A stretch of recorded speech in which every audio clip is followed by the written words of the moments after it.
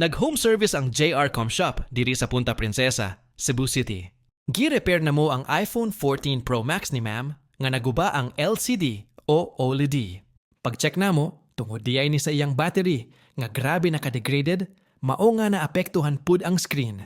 Kay gamit kaayo niya ni sa trabaho, naka-decide siya nga pailisdan na lang pud og battery para dili na magproblema sa kalit nga pagka-lowbat og pag-init. Gipulihan namo og high-quality OLED screen nga parehas ka klaro ug ka-bright sa original ug brand new battery nga taas og lifespan.